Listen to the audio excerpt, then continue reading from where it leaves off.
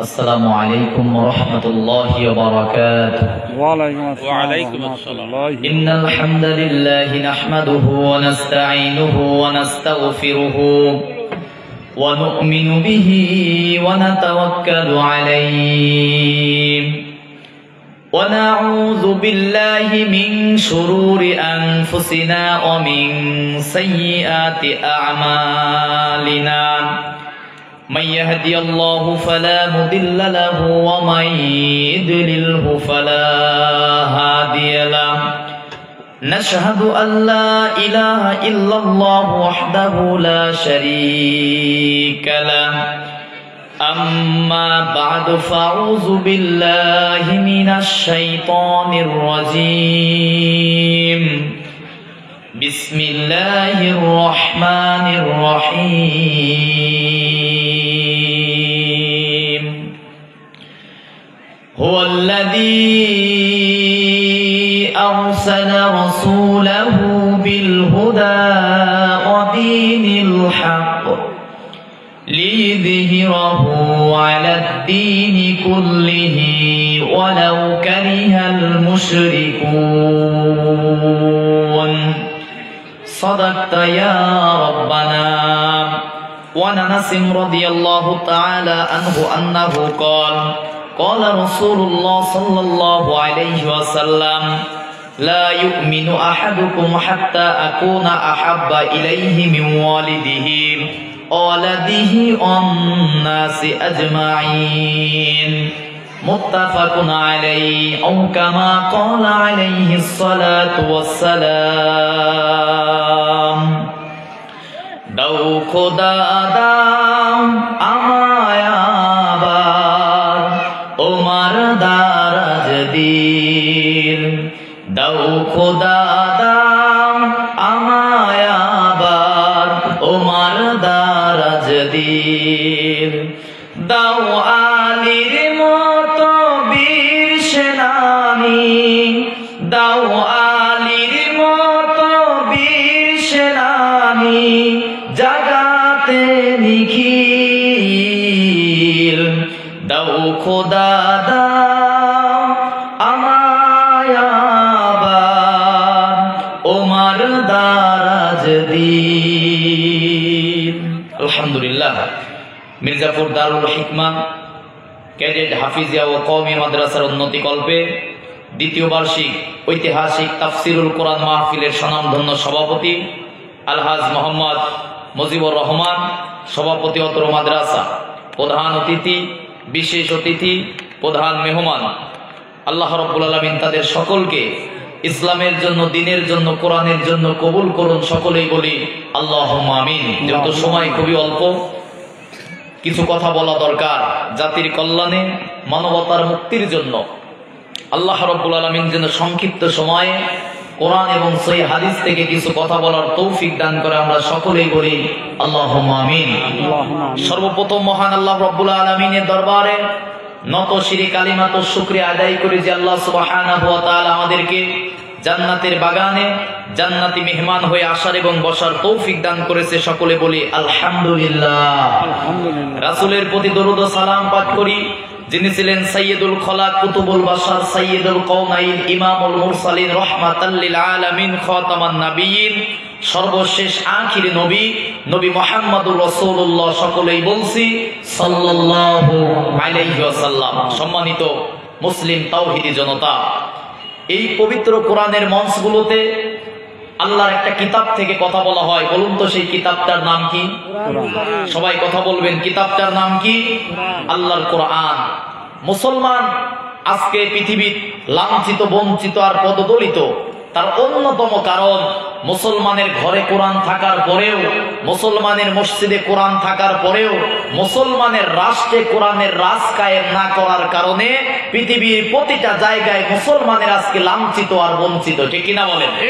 ফিলিস্তিনে মুসলমান মার খাচ্ছে, কাশ্মীরে মুসলমান মার খাচ্ছে, মায়ানমারে মুসলমান মার খেয়ে 12 লক্ষ রোহিঙ্গাকে আমার বাংলাদেশে পাঠিয়ে দিয়েছে। সর্বোপরি আমার বাংলাদেশের মুসলমানেরা বাংলাদেশের মুনাফিকদের হাতেই মার খাচ্ছে, ঠিক কিনা বলেন? অতএব এই কোরআন শুধু পড়লেই হবে না, এই কোরআন শুধু বুঝলেই হবে না, এই কোরআনের সমাজ যতদিন না কায়েম হবে ততদিন মুসলমান শান্তি আশা করতে পারে না, ঠিক কিনা বলেন? মুসলমান এই কোরআনটাকে অন্য 10টা কিতাবের মতো কিতাব মনে করে। কপাল তো সেই দিনই পড়ছে মুসলমান তার ধর্মটাকে, ইসলামটাকে অন্য 10টা ধর্মের মতো ধর্ম মনে করে। আমার আপনার রাসূলকে অন্য 10টা ধর্মীয় নেতার মতো নবী এবং রাসূল মনে করে। কিন্তু ইসলাম কমপ্লিট কোড অফ লাইফ, পরিপূর্ণ জীবন ব্যবস্থা করে আল্লাহ রাব্বুল আলামিন ইসলাম পাঠিয়েছে। জোরে কোন সুবহানাল্লাহ। এই কোরআন কেমন কোরআন? কোরআনের কিছু অনন্য বৈশিষ্ট্য আছে। এই কোরআন পৃথিবীর অন্য সাধারণ বইয়ের মতো নয়। যেহেতু লম্বা সময় পাবো না, মূল কয়েকটি কথা বলে, এই কিতাব এমন একটি কিতাব, এমন একটি Quran, Quran is a book that is most read in this world. আল্লাহু আকবার বলেন। এই কোরআন এমন একটি কিতাব যে কিতাব পৃথিবীতে 24 ঘন্টা প্রতিটা মিনিট প্রতিটা সেকেন্ড তেলাওয়াত করা হয়। সুবহানাল্লাহ। আহ্নিক গতি বার্ষিক গতির কারণে পৃথিবীর সময়ের কিছুটা ব্যবধান আছে। আমেরিকায় এখন দিন, সৌদি আরবে এখন আমাদের চেয়ে 2 ঘন্টা পিছিয়ে আছে, মিশর আমাদের চেয়ে এখনো 2 ঘন্টা সামনের দিকে এগিয়ে আছে। আর পৃথিবীতে যেখানেই মুসলমান আছে সেখানে আজান হয়। আজান হওয়ার সাথে সাথে মুসলমানেরা কি করে? নামাজ পড়ে। নামাজে যখন দাঁড়িয়ে যায় কোন কিতাব থেকে তেলাওয়াত হয়? এই জন্য Quran is a book that is most is read in this world. Quran এমন একটি কিতাব যেটা পৃথিবীতে 24টা ঘন্টা প্রতিটা মুহূর্তে প্রতিটা সেকেন্ডে পৃথিবীর কোনো না কোনো প্রান্তে তেলাওয়াত করা হয়। সুবহানাল্লাহ। কোরআনের অনন্য 2 নাম্বার বৈশিষ্ট্য, কিতাব এমন একটি কিতাব যে কিতাবের তেলাওয়াত শুনলে কখনো খারাপ লাগে, কখনো মুসলমানের অতৃপ্তি লাগে। নামাজের মধ্যে প্রতি ওয়াক্ত নামাজে ইমাম সাহেব সূরা ফাতিহা তেলাওয়াত করে, জন্মের পর থেকে শুনতেছি, কখনো অতৃপ্তি লাগে না। বরং আরো কি, এক এক ইমাম সাহেব যখন এক এক রকম সুর দিয়ে তেলাওয়াত করে তখন আমাদের হৃদয় প্রশান্ত হয়ে যায়, ঠিক কিনা বলেন? কোরআনের 3 নাম্বার বৈশিষ্ট্য, এই কোরআন এমন একটি কিতাব, the number of the people who have memorised the Holi book Quran countless. পৃথিবীতে এই একমাত্র কিতাব হচ্ছে কোরআন যে কিতাবের মুখস্থকারীর সংখ্যা পৃথিবীতে সবচেয়ে বেশি। সুবহানাল্লাহ। সুবহানাল্লাহ। আজকে হাফেজ হবে না? একজন কোরআনের হাফেজ হবে। পৃথিবীতে বিভিন্ন ধর্ম আছে, বিভিন্ন ধর্মীয় গ্রন্থ আছে, কোন কিতাবের কি কোনো হাফেজ মুখস্থকারী আছে?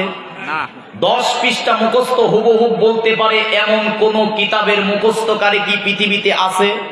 কিন্তু আমার কোরআনের মুখস্থকারীর সংখ্যা বিজ্ঞানীরা গোটা পৃথিবীতে রিসার্চ করে দেখেছে, এই কোরআনের এত পরিমাণ মুখস্থকারীর সংখ্যা আছে। সর্বশেষ বিজ্ঞানীরা বলেছে the number of the people who have memorized the holy book Quran countless. অসংখ্য অগণিত পৃথিবীতে কোরআনের হাফেজ আছে। সুবহানাল্লাহ। তাহলে কোরআনের এই অনন্য বৈশিষ্ট্য বললে শত শত কথা বলা যাবে। তাহলে সেই কিতাব আমাদের মানার দরকার আছে না নাই? এই কাগজের কোরআন আর মসজিদে রাখলে হবে না, এই কাগজের কোরআন আর মাদ্রাসায় রাখলে হবে না। এই কাগজের কোরআন দিয়ে আমাদের রাষ্ট্র, আমাদের সমাজ পরিচালনা করতে হবে, ঠিক কিনা বলেন? এই কাগজের কোরআন যদি ওসির টেবিলে থাকে, ওই ওসি কখনো ঘুষ খেতে পারবে না।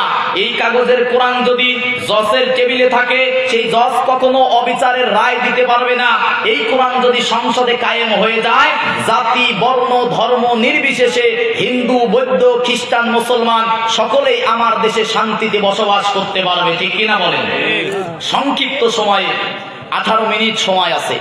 রাষ্ট্রীয় ব্যবস্থায় কোরআনের আইন কেন দরকার? বাংলাদেশে কোরআনের আইন কেন দরকার? সংক্ষিপ্ত সময়ের মধ্যে কয়েকটি পয়েন্ট বলবো। তার 1 নাম্বার, রাষ্ট্র ব্যবস্থায় বাংলাদেশে কোরআনের আইন দরকার এই কারণে, কারণ আল্লাহর কোরআনের মধ্যে, আল্লাহর কিতাবের মধ্যে, আল্লাহর আইনের মধ্যে কোনো ভুল নাই। সুবহানাল্লাহ। পৃথিবীর মানুষের বানানো আইনের মধ্যে ভুল আছে না নাই? আছে। বলেন না কেন আছে না নাই? কিন্তু আল্লাহর কোরআনের মধ্যে কি কোনো ভুল আছে? আল্লাহর কিতাবের মধ্যে কি কোনো মিথ্যা আছে? আল্লাহ রাব্বুল আলামিন কোরআন খোলার সঙ্গে সঙ্গে তাম পৃথিবীর মানুষদেরকে লক্ষ্য করে সর্বপ্রথম যেটা বললেন, আল্লাহ রাব্বুল আলামিন বলেন আলিফ লাম মিম যালিকাল কিতাবু লা রাইবা ফিহি হুদাল লিল মুত্তাকিন। জোরে বলুন আল্লাহু আকবার। আল্লাহু আকবার। আল্লাহ রাব্বুল আলামিন বলেন আলিফ লাম মিম হরফে মুকাত্তাআত আয়াতে মুতাশাবিহাত। পরের আয়াতে আল্লাহ পাক বলতেছেন জালিকাল কিতাব, এটা এমন একটি কিতাব। This is the book, there is no doubt about it, a guidance for the religious. এটা এমন একটি কিতাব, এমন একটি কোরআন।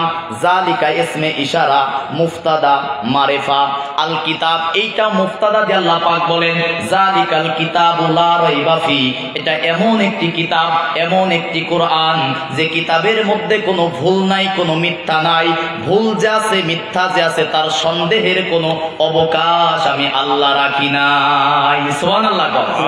আল্লাহ রাব্বুল আলামিন আরো সহজ করে দিয়ে তাম পৃথিবীর মানুষদেরকে লক্ষ্য করে সূরা ইউনূসের ৩৭ নম্বর আয়াতের শেষের অংশে বলেন ওয়াতাফসিলাল কিতাবি লা রাইবা ফীহি রাব্বিল আলামিন। জোরে বলুন আল্লাহু আকবার। আল্লাহু আকবার। তাফসীরে কাবীর আল্লামা ইমাম ফখরউদ্দিন রাজি রাহমাতুল্লাহ আলাইহি তাফসীরে কাবীরের মধ্যে বলেন আল্লাহ পাক বলেছেন অতাফসিলাল কিতাব, এটা এমন একটি কিতাব, তাফসীল যে কিতাবের মধ্যে বিশদভাবে বর্ণনা করা হয়েছে, লা রাইবা ফি যে কিতাবের মধ্যে কোনো ভুল নাই, রব্বিল আলামিন যে কিতাবটা নাজিল করেছে কে? বলেন এই কোরআন নাজিল করেছে কে? তাহলে এটা এমন একটি কিতাব যে কিতাবের মধ্যে কোনো ভুল নাই, কোনো মিথ্যা নাই। কারণ এই কিতাব নাজিল করেছে কে?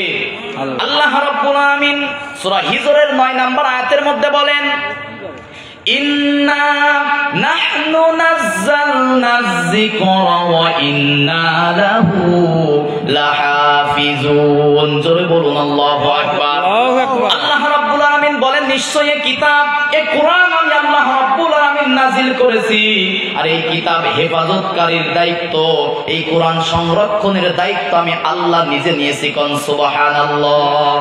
আল্লাহ রাব্বুল আলামিন সূরা তাহার 52 নম্বর আয়াতের শেষের অংশে আরেকটা পরিচয় দিয়ে বলেন লা ইয়াদিল্লু রাব্বি ওয়া লা ইয়ানসা। মুসা আলাইহিস সালাতু ওয়াস সালাম বলেন আমার রব, যে রব কিতাব নাজিল করেছে, লা ইয়াদিল্লু তিনি বিভ্রান্ত নন, ওয়া লা ইয়ানসা এবং আমার রব কোনো কিছু ভুলে যায় না। সুবহানাল্লাহ। আল্লাহ রাব্বুল আলামিন আরো সুন্দর করে দিয়ে সূরা আনআমের ১১৫ নম্বর আয়াতের মধ্যে বলেন ওয়াতাম্মাত কালিমাতু রাব্বিকা সিদকাও ওয়া আদলা লা মুবাদ্দিলা লিকালিমাতিহি ওয়া হুয়াস সামিউল আলিম। জোরে বলুন আল্লাহু আকবার। আল্লাহু আকবার। আল্লাহ রাব্বুল আলামিন বলেন ওয়াতাম্মাত কালিমাত, হে নবী আপনার রবের কালাম এই কোরআন সিদকা সত্য দিয়ে পরিপূর্ণ। সুবহানাল্লাহ। তাহলে কোরআনের মধ্যে সব কি সত্য? বলেন সব কি সত্য? আল্লাহ রাব্বুল আলামিন সূরা নিসার ৮৮ নম্বর আয়াতের শেষের অংশে বলেন ওমান আসদাকু মিনাল্লাহি কিলা, হে নবী আপনার রবের কথার আছে আর কোনো সত্য কথা নাই। সুবহানাল্লাহ। এই সূরা নিসার ১২২ নম্বর আয়াতের শেষের অংশে রব্বুল আলামিন বলেন ওমান আসদাকু মিনাল্লাহি হাদিসা, হে নবী আপনার রবের কথার চেয়ে কেউ কি আর সত্য কথা বলে? বলেন আল্লাহর চেয়ে কি সত্য কথা কেউ বলে? তাহলে কোরআনের মধ্যে সব কথা কার কথা? আর আল্লাহর কথা মানে কি কথা? তাহলে বাংলাদেশে আল্লাহর কোরআনের আইন দরকার এই কারণে, কারণ আল্লাহর কোরআনের আইনের মধ্যে কোনো ভুল নাই। ঠিক কিনা বলে? তাহলে রাষ্ট্র ব্যবস্থায় বাংলাদেশে কোরআনের আইনের দরকার, তার ১ নাম্বার কারণ কোরআনের আইনের মধ্যে কোনো ভুল নাই। ২ নাম্বার কেন বাংলাদেশে কোরআনের আইন দরকার, তার ২ নাম্বার কথা কোরআনের আইনের কোনো পরিবর্তন নাই। সুবহানাল্লাহ। দুনিয়ার মানুষের বানানো আইনের পরিবর্তন আছে না নাই? আছে। বাংলাদেশ স্বাধীন হয়েছে ৫৪ বছর। ১৯৭২ সালে ৪ই নভেম্বর সর্বপ্রথম সংবিধান ঘোষিত করা হয়। ৪ই নভেম্বরে যে সংবিধান গৃহীত করা হয়, ডক্টর কামাল হোসেন তিনি সংবিধান তৈরি করে। এটা ওই বছরের ১৯৭২ সালের ১৬ই ডিসেম্বরে সেটা কার্যকারিতা হয়। ওই ১৯৭২ সাল থেকে শুরু করে ৫৪ এই ২৫ সালের এই দীর্ঘ ৫৩-৫৪ বছরের মধ্যে বাংলাদেশের সংবিধান পরিবর্তন হয়েছে ১৭ বার। কতবার? ১৭ বার। সংস্কার করা হয়েছে, যেটা পছন্দ সেটা রাখছে, যেটা খারাপ সেটা বাদ দিয়েছে, কিন্তু আল্লাহর কোরআনের আইনের কি কোনো পরিবর্তন হয়েছে? না।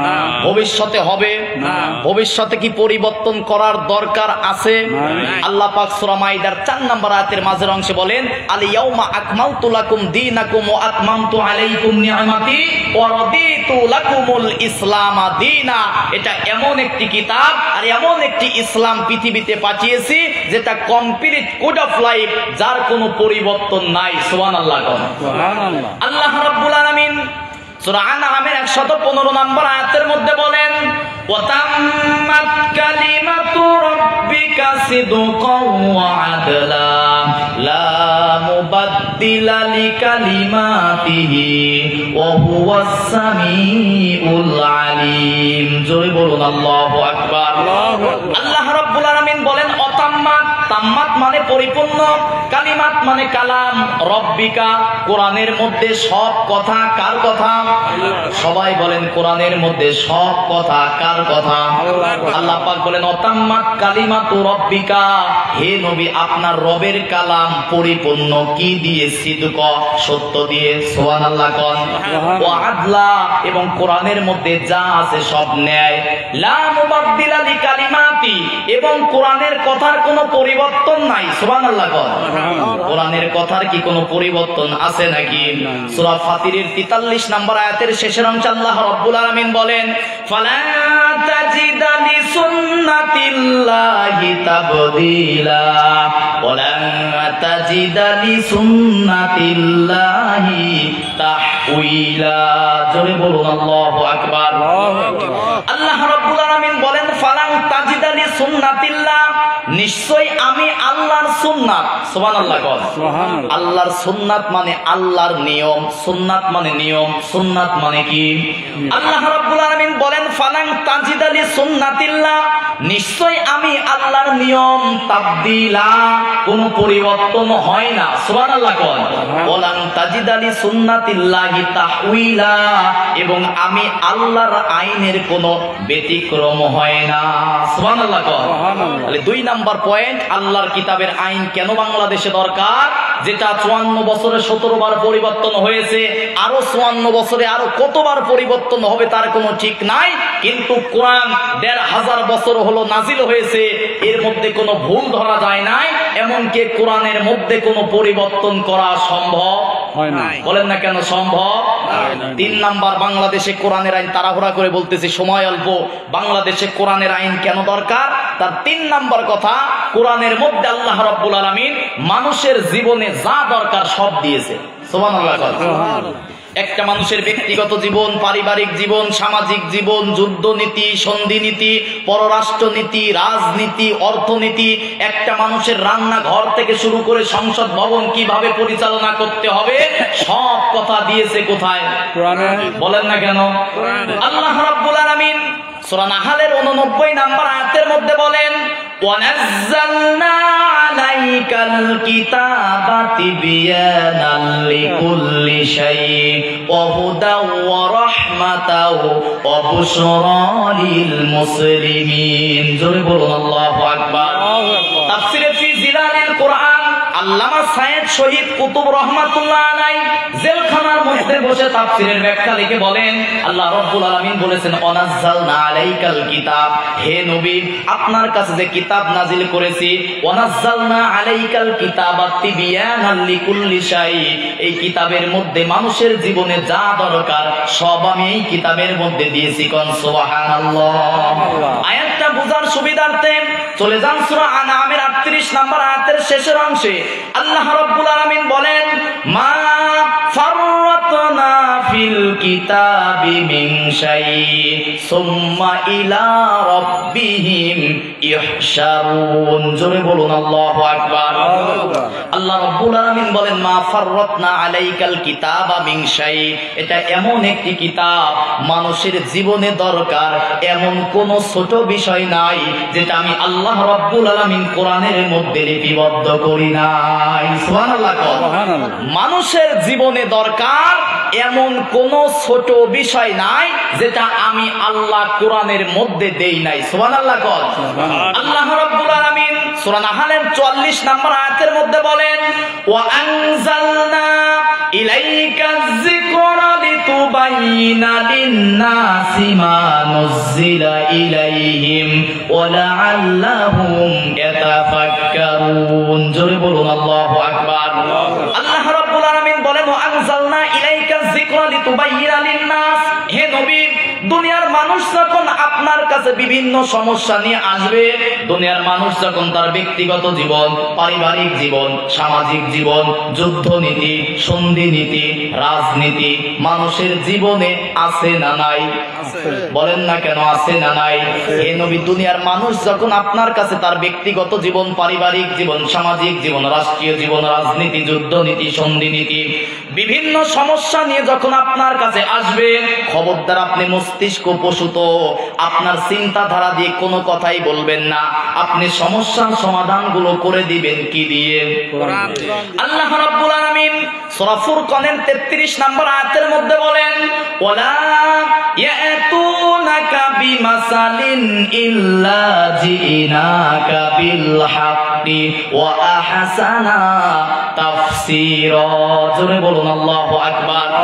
আল্লাহ রাব্বুল আলামিন বলেন, ওয়ালা ইয়াতুনাকা বিমাসাল, হে নবী, আপনার কাছে যে কিতাব নাজিল করেছি, দুনিয়ার মানুষ যখন আপনার কাছে আসবে, ওয়ালা ইয়াতুনাকা বিমাসাল, আপনি কোরআন থেকে মাসাল সমাধান দিবেন। সুবহানাল্লাহ কোন।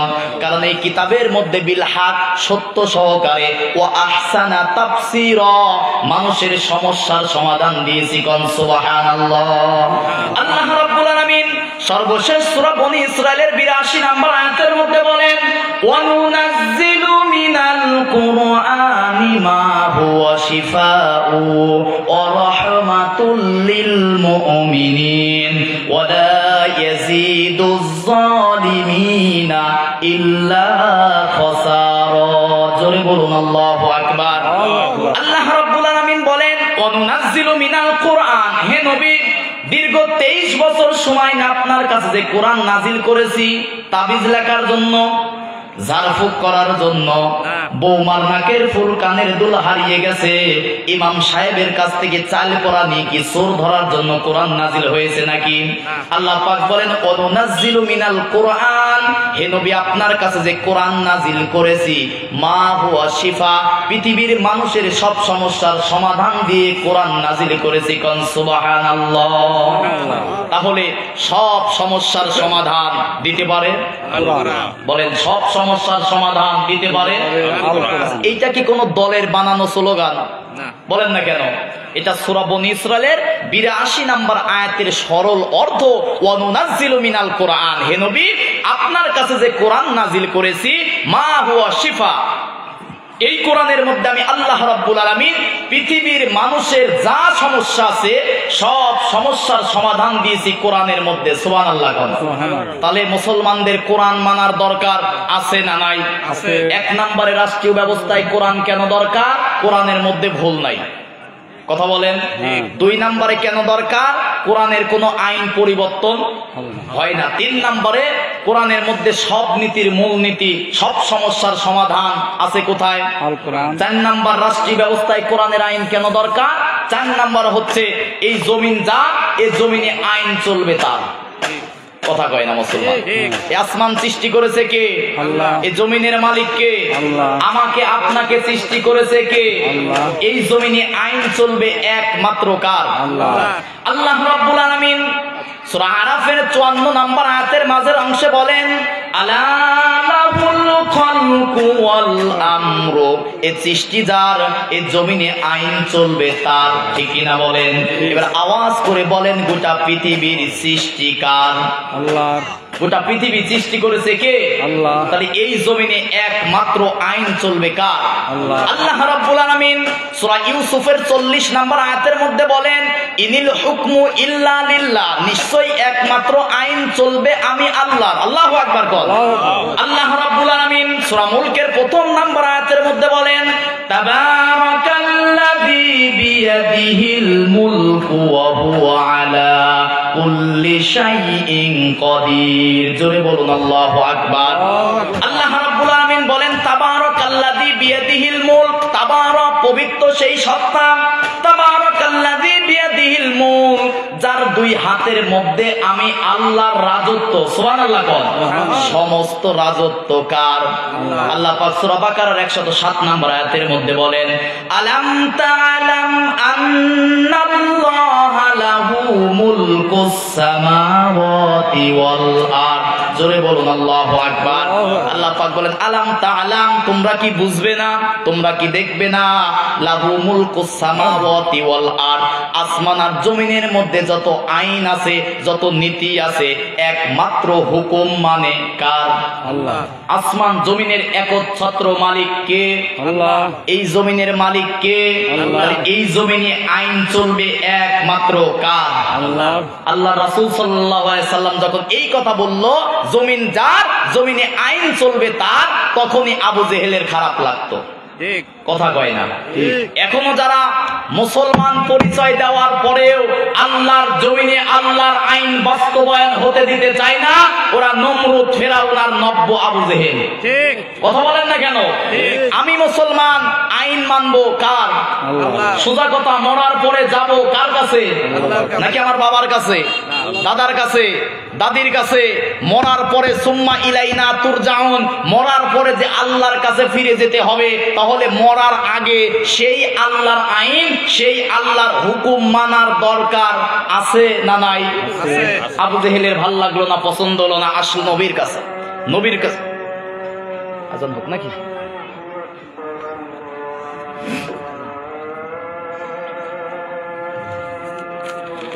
আল্লাহু আকবার। হ্যাঁ, নামাজ কি এখানেও হবে নাকি? হ্যাঁ হ্যাঁ